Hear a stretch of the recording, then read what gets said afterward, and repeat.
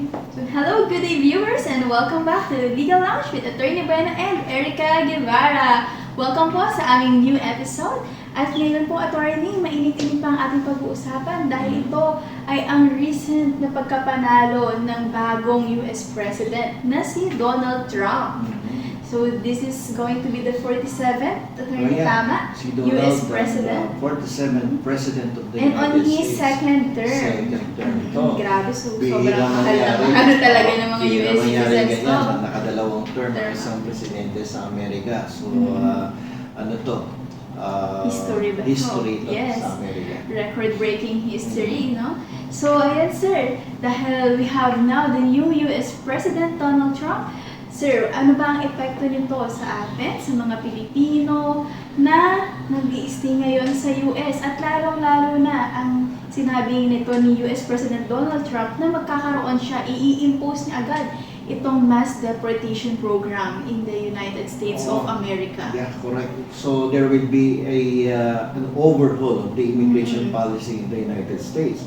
And then at the same time, it will have a great impact on Filipino citizens staying in the United States as illegal immigrants. Kasi ano mo, Erica, ang dami sa ating mga Pilipino na nagpakasakali sa Amerika. Yes. Pumunta doon bilang The turista. land of milk and honey nga daw. Nagpunta doon, pagkatapos hindi na bumalik dito sa Pilipinas, pagkatapos yung iba nag-asawa ng fixed marriage, yung iba hanggang ngayon wala pa rin dokumento, yung iba naman nakapagtrabaho, underground. So maraming problema ang kinakaharap yung ating mga Pilipino that are considered as undocumented, and they might be affected by this new immigration policy that will be implemented by January kapag nag-assume January na agad. Oo. Nasa November na tayo, mid-November na, January agad Oo. affected nito. yan. Effective na January Effective na 2025. So ayun, attorney, sino ba ang mga kasama sa mga apektuhan nito? Lahat ng mga Yung mga nagpunta sa Amerika ano na po doon? Permanent na undocumented. ba? Oo. Pero yung mga immigrants naman na legal, hindi Hindi sila sila maapektuhan. apektado. Paano may estudyante, attorney? yung estudyante, Oo. na marami din kasi mga estudyante after going to the United States, di naman Nag-i-stay tumutuloy sa na. pag-aaral at nagiging PhD na rin. So, affected din Trabaho yan. na lang. So, there will be a reduction of the approval rate for the study visa because maraming nag-abuso dyan.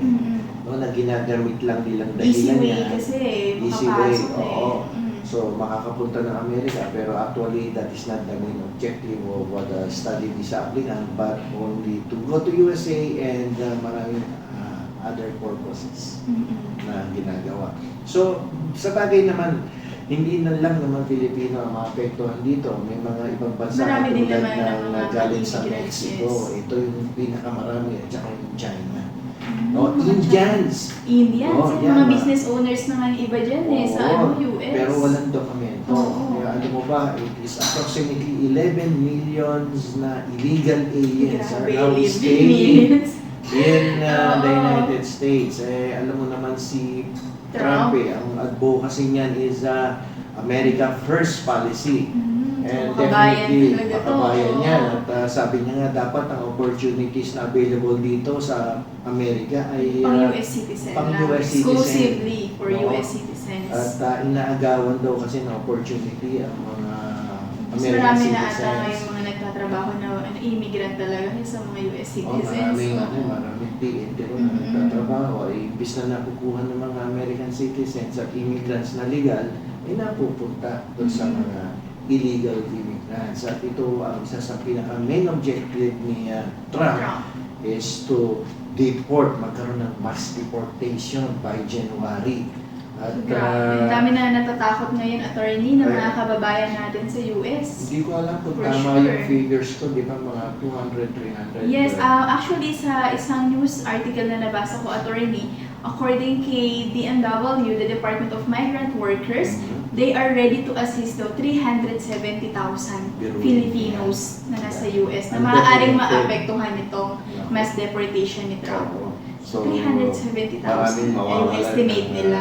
Maraming mawawalan ng hanap buhay. sa Amerika. At yung iba doon, attorney, mga dekada na din talagang in-stay sa Amerika, nakabuo na ng pamilya, nandoon na ang buhay. So, yun ang kinakatakot nila kapag na-deport sila, ano na yung buhay nila dito ngayon sa Pilipinas. Siguro naman meron mga plano ang ating gobyerno kapag natutulungan May mga dito. financial assistance naman May daw po, financial nag-ready assistance. naman daw na mga job opportunities para sa mga maapektuhan. If mag-i-initiate din yung mga kababayan natin na umuwi na lang dito sa Oo. Pilipinas. Mas maganda umuwi kasi may hirap yung forced deportation Yes. No, alam mo pag nagkaroon ng forced deportation, naka-ano ka dito, naka-posas. So parang kriminal. You are treated like a criminal. Oh, yeah, pag sakay mo sa aeroplano, naka-posas yan. So it's better na magkaroon ng voluntary deportation because there are two kinds of Save your dignity deportation. na din, no? The first deportation, type of deportation is forced, nakaposas, or voluntary. Ayun. Kaya lang ang problema sa voluntary, exit ikaw bibili ng ticket. Pero kapag forced deportation, may posas ka, libre ticket ka pa uwi. na. Paposas ka na lang. Ayun, attorney. Oo. So yun ang nangyayari. Whichever, no, mas okay pa rin talaga na umuwi na lang Oo, dito sa mas bansa maganda. natin. Pati madami ng Oo. opportunities dito, masipag ka lang. Tama. Mahirap yung nasa Amerika ka, tapos malayo ka sa pamilya mo, kumikita ka, pero 24/7 yung trabaho. Oo. Marami doon nagtatrabaho, 2 employers, 3 employer. Wala na Alam mo pahinga ba, nung talaga. nagpunta ako doon, may mga nakita kong Pilipino na nakausap ko pagkatapos nila doon sa third or second employer Mhm. nila. Uuwi yan, may kotse second, kasi mura lang yung second na kotse doon. Magda-drive-thru na lang yan sa McDo. Tapos habang pa-uwi yan, kumakain niya sa kotse. Pagdating niya sa bahay, bulag tayo. Grabe, no? Tapos gising uli ng maaga-maaga, punta na naman sa opisina o sa trabaho niya. Ganun ang buhay Amerika. Parang hindi naman American dream yun, attorney, no? Yung sinahabol natin na American dream, parang hindi rin naman nakukuha, no? Hindi healthy in work. Oo, hindi healthy. Yung lifestyle no? Hindi healthy. So at least din yung health talaga ng mga ano, Walang OFWs. balance sa work. Mhm, No? life and work balance, Oo, wala na. Wala. At least dito sa Pilipinas, nasa comfort ka ng bahay mo, nandyan pa yung pamilya mo, kakilala mo lang yung mga nakapaligid sa'yo, di ba? So ang isa pang maapektuhan dito, yung mga nagbabalak mag-file ng petition for immigrant visa na family base. No, kasi sabi Kung may niya, pending applications. oo, sabi kasi ni Donald Trump, they will reduce the amount of visa approval for those intending to become an immigrant via this petition filed by Mas mahigpit na ito, family mahirapan members. na ma-approve, So, attorney. bababa ang approval rate Oo. niyan. At talaga namang yun lang talagang pinakamagagandang presentation na makakuha ng immigrant visa. Pero kung hindi maganda ang iyong Hindi dokumento, wala, ay malamang masama ka doon sa mga posibleng hindi makakuha ng immigrant visa. So aside from that, meron din maapektuhan katulad ng mga nag-a-apply ng study visa because they will impose a stricter rule or requirements At for for sure, applicants ang for fees, study attorney, visa. tataas At talaga. tataas yan. Surcharge ng fees Ngayon yan. pala mataas na eh. Ano ba Recently, estimate ngayon, attorney? sa na master's degree, it's beyond $30,000. Wow, $30,000? Yeah. Times ano na kaya? May 59 na? 59 na ang palitan Oh, na yun, attorney, kahapon, no? 59 na ang 59. latest. So, Grabe. bakit ka pa pupunta sa Oo, ganun ka? hindi na Master wise. ka na lang sa Spain. Sa Spain Ayan. kasi, it would only cost you 10,000 Ang laki euro. ng difference, The lowest attorney. would be 7,000 euro. At masasave pa sila sa worry nitong deportation program ng And US. then they have the chance of becoming a Spanish citizen. So it's better sa mga students natin na nagbabalak mag-apply ng visa sa US na mag-Spain na lang, no, attorney? Spain, yeah. Mas better. magandang option They siya. have a very friendly immigration Oo. policy when it comes to Filipino citizens. Very affordable ang education sa Espanya as compared with the United States. At hindi ganun kahirap kumuha ng visa as compared again with the United States. So, ako sa akin, if you will ask me what is the best country that I have visited in the past, I would go for Spain Spain talaga. instead of the United recommend States. mo. Oo, maganda sa Espanya. And then, hospitable naman mga tao. Yes, kasi parang same culture sila sa akin, attorney, di ba? Mga Spaniards. Yeah. Spanish So, culture, hindi nakakalayo sa Filipino culture. Maraming mga consequences to itong Deportation kay, policy niya. So, how about naman, attorney, itong mga yun nga, nabanggit mo kanina, yung mga nagpakasal lang na illegally or kumuha lang ng Yan ang fixed isang marriage, problema. nag-avail para Oo. makakuha ng green card. Ngayon, attorney, parang di ba nabanggit mo na may 2-year probationary period Yeah, itong mga kasi pag ano nag-enter ka into a fixed marriage, hindi naman automatic na yan na bibigyan ka kagad ng permanent green card. So you will still be subject to at least 2-year probationary period, para probationary employment. Naka-monitor ka, parang Naka-monitor gano'n. ka, you are Oo. still subject to inspection from time to time by the Mhm. immigration, inspectioning ka, true ba to marriage, o minsan, andyan dyan ba yung asawa mo? Ano? Yes, oo. O pag nakita ka naman, sige na lips to lips kayo na sa So, grabe naman. If you were able to watch the movie of Nadine Lustre and James Reid, yung On the Wings of Love. Ayan, baka may mga Yeah. nakapanood dyan. That is a true story Istorya. na nangyayari sa mga Nangyayari. Pilipino na kapit sa patalim kapag nag-expire na yung kanilang tourist Magpapa-expire visa. ng visa. Maghahanap yan ng asawa na kung saan babayaran Babayaran nila nila. ng between $10,000 to $20,000 Mabigat pa rin, no? Another ano pa rin yun. Installment naman daw yun. Installment. Tumatanggap ng installment. 50% Oo, down. may And then the ganon. remaining will be Pag may green card ka na or Oo, installment, pag ganun. nakuha mo na yung green card. So, babayaran mo. Pero yung proof attorney ng for 2 years, ang hirap pa rin i-provide yun. Kasi parang, Oo. I think meron akong friend attorney, nire-record din yung mga screenshot ng messages, Yeah. para may exchange dapat kayo ng I love yous, or kahit Yeah. even yung mga Pictures. sexy text messages, hahanapin nila. Yeah, Oo, so ang hirap yung i-comply. Mahirap yun. Minsan may Mhm. pastis pa ng immigration. Sabihin sa'yo, magali ka na ako. Di ba? So, kung ikaw medyo ano ka na tao, shy type ka or conservative ka, baka hindi mo kayanin yung ganong policy Pero ni yung iba, Evans. kumakapit sa patalim. Daring talaga. Oo, Oo. at talagang kahit ang ipagawa sa'yo, sige lang, basta maging US citizen ako. Yun yung American dream Yes, the American dream talaga ang hinahabol natin So, dito, attorney. kung ikaw ay isang Pilipino na talagang undocumented, better for you to have a voluntary deportation na maiwasan. Kasi the moment na nagkaroon ng forced deportation dyan, you will no longer be allowed to go back to the United States within the period of 5 years. Ban ka dyan. No, and after the lifting of the ban of 5 years, it would be very difficult on your part Yes. to secure another type of visa. Siyempre may record ka na, blacklisted yan. So, sira yung At least kung ngayon pa lang attorney, mag-decide na sila na mag-voluntary na bumalik sa Pilipinas, may time pa tayo to redeem, di ba? Yung mga nawala sa atin, makapag-build uli ng future dito sa ating bansa, and yung comfort na living na nasa Pilipinas ka lang, wala kang worry na baka anytime, no, dudukutin ka na lang, dadamputin ka na lang, ipapadeport ka na, isasakay ka sa aeroplano. May mga states kasi sa Amerika na super higpit ang immigration, like for instance in the case of Arizona. Arizona. Sa Arizona, magugulat ka na lang, naglalakad ka sa kalsada, dadamputin ka. ng Ayun, so may immigration. nangyayari pala talaga ganun, Oo. attorney. Kasi ang Parang- monitoring system sa Arizona is so effective that even if you Kilala nila detect lahat ng anyone tao. na expired yung visa mo, nadidetect nila pag pumasok ka sa area So, nila. ang hirap gumalaw pag gano'n, Mahirap attorney. gumalaw, biruin mo, araw-araw pag isip mo, lalabas ka, hindi mo malaman kung may dadating na Tama. immigration at iimbitahan ka pumunta sa opisina at i-detain ka. Mahirap. Hirap ano kung hindi lang ikaw yung nandun, attorney. Paano kung buong pamilya mo kasama mo doon? Tapos lahat kayo gano'n, di ba? May mga anak ka, sinugal mo talaga yung buhay nyo sa Ganito, Amerika. araw-araw ganun. Araw-araw iisipin mo, wala ka ng peace of mind, tapos magpagod pa sa trabaho, no? Tapos lumot na rin yung financial budget. Meron tayong isang clienting din yan eh. From USA, nag-expire yung visa. Fortunately, nakakuha siya ng UK. Mas mahigpit ang immigration policy doon. Ang nangyari sa kanya sa UK, nag-chat sa akin sa Facebook. Sabi niya, sir, tulungan mo ako paano ako magiging legal dito. Sabi ko, I'm sorry.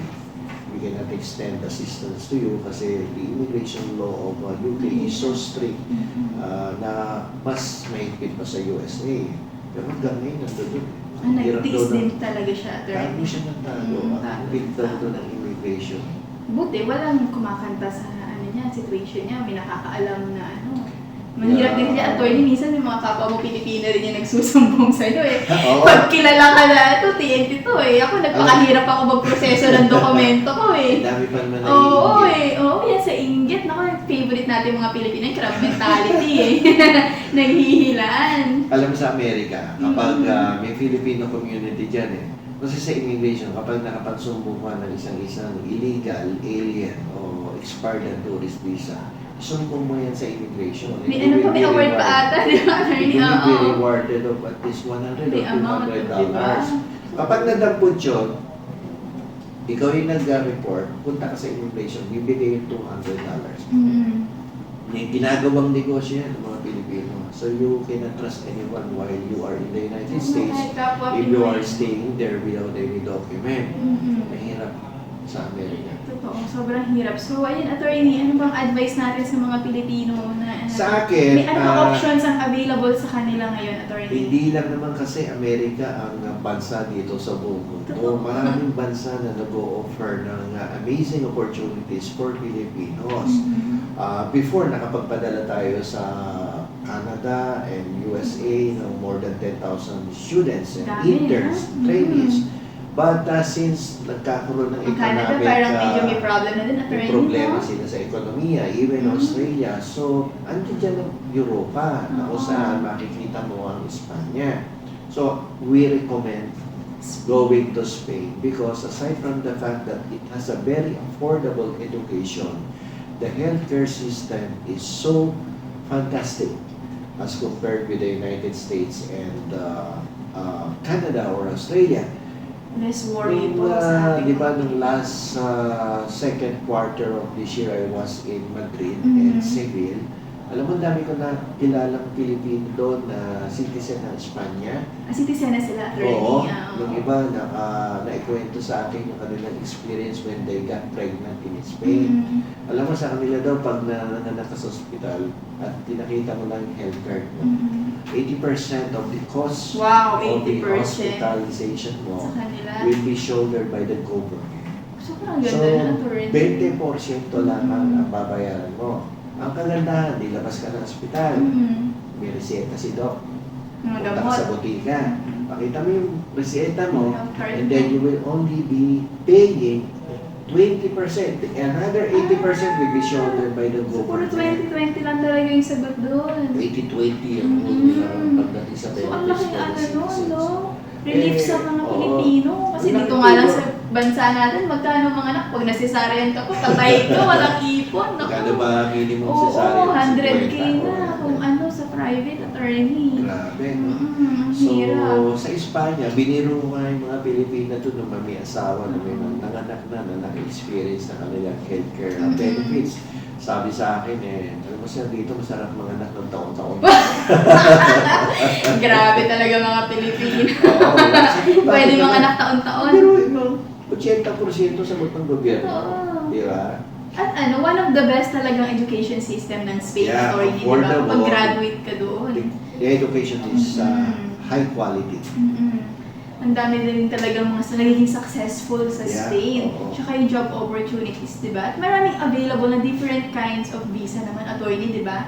Na pwede i-avail ng ating mga kababayan dito. Yeah, and it is considered as one of the most progressive countries Countries. in Europe. Ayun, so alam mo ba, Erika, na sa Espanya ay napakaganda ng healthcare system nila. Yes. Every citizen is entitled to the recovery of the 80% of the cost of the hospitalization. O kapag may health card ka doon, Pag may attorney. healthcare ka, mandatory naman yun sa mandatory lahat ng mga pagdating. empleyado. Oo. So, ibig sabihin, if you will be paying 100,000 euro, you will only be paying 20,000. Grabe, So, 80,000 will be shouldered by the government. Pag bumili ka sa butika, ganun din. 80% Kung marami will be pa, kung marami shouldered. kang reseta, mahabang-mahaba. No, minsan yung iba, ang daming gamot na ano. Ayun, so ang ganda ng ano, 20% lang. hindi mabigat mga anak. Hindi mo, pwede nga, attorney, sabi mo, yung mga na-meet mo Pilipino, gusto nila, kahit yearly sila manganak. Oo, Kayang-kaya. Kasi masarap mga anak dito taon-taon. mga bumubuo ng ano to basketball team. Pwede gumawa ng basketball team. 12. So, ang laking relief attorney kung doon Yeah. ka na lang sa Spain talaga Yeah, compared sa US And na at the same dami time, maraming worry. opportunities. Alam mo sa Spain kasi, pag nasa Spain ka at ikaw ay citizen na, you can transfer to another country without securing another type of visa. So, Like for instance, what countries attorney available? Germany is considered as the number one in the European community. Like for instance, kung IT ka, or healthcare, or May engineering ka, specialization na gano'n. yung mga ganong klaseng Oo. occupations, transfer ka sa Germany, those are occupations that are considered Kailangan. highly in demand. Wow! So makakalipat ka without getting another visa because the Schengen visa na binigay sa iyo sa Spain at tapos naging citizen ka is also available in other European countries.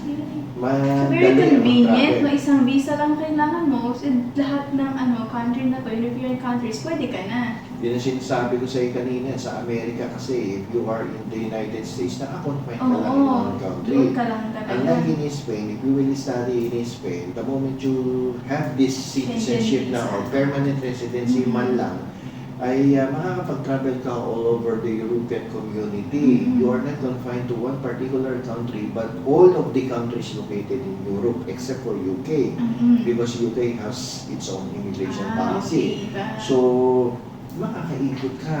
Ang daming opportunities. Yes, hindi ka confined sa Spain lang. Yeah, No? Kung hindi. naisip mo na bored ka na dito, 2 years ka na, gusto mo nang mamasyal ibang environment Oo. naman, lipat ka lang dito sa ibang Punta bansa. ka Switzerland, Oo, France, yan. Germany, Poland, mga ganun, Netherlands. Palagay mo nakulong yung mga Filipino politicians nando sa Netherlands, sa Hague. O dalawa mo sila ron sa Oo. Netherlands. So marami ka pa mapupuntahan. Marami kang mapupuntahan, no? Maraming opportunity, hindi ka confined sa isang bansa. Tama. So, ayun. So, hindi limited opportunity. Marami kang pwedeng i-explore Explore. while in Spain. And at the same time, maganda ang architecture kasi sa Espanya pag nakapunta ka, yung the wonders of architecture and the stunning landscape, the Wow. beaches, ikaw mahilig kasi Oo. sa beach, diba? Ang ganda ng mga beaches sa Espanya. So hindi natin mamimiss yung Boracay dito. Ay compared with Boracay, yung mga beaches nila doon sa southern part is much better as compared with Boracay. Di ba? Yun ang Grabe. pinupuntahan ng mga European tourists Ang beach pala nila. sa Espanya. Oo. Kasi ang weather napakaganda eh. Very sunny siya, pero it's Hindi not that sobrang hot nakakabaso na Oo, init. hindi Oo. nakakabaso. Kaya people in Spain they love walking in the streets. Parang mahilig sila maglalakad lang. Madami kang makikita doon Naglalakad naglalakad lang. lang sa alas 7 na ng ating gabi.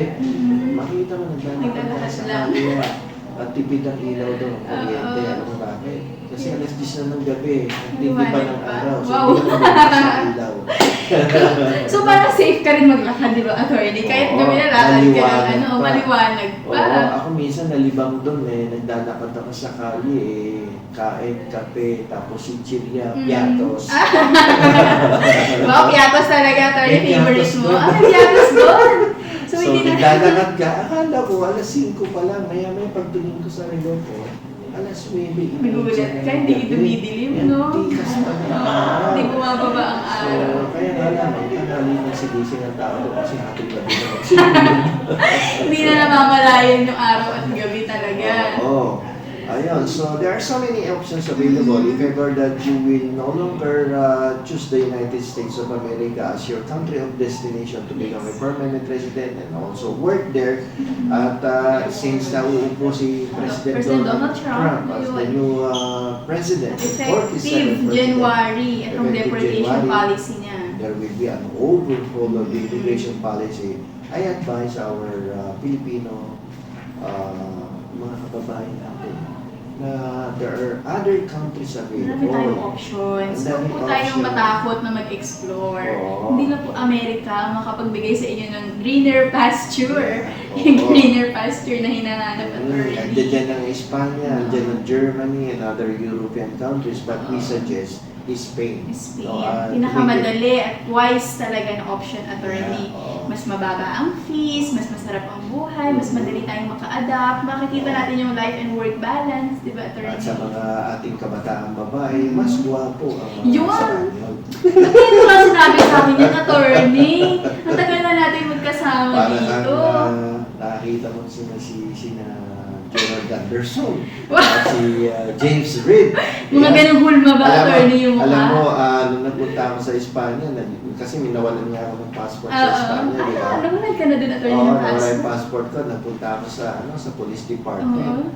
Ang mga tikas ng mga polis na babae at lalaki, Hala. pisahin. Baka pag pumunta ako, attorney, wala ko talaga yung passport. Kung sa ako mag-report sa police station. Ang gaganda ng polis, ang gaganda ng lalaki. Tsaka ang polis doon, iba, walang tiyan.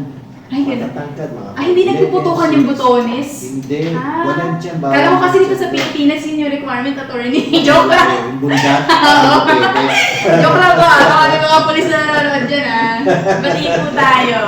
So, doon, hindi, matitigas ang mga polis doon. Ang gaganda ng lalaki. So, baka mamaya. Kaya pala iyak ko sa pong Pilipinas, sir, gusto, taon-taon manganak. Oo. Yun pala yung inspiration niya.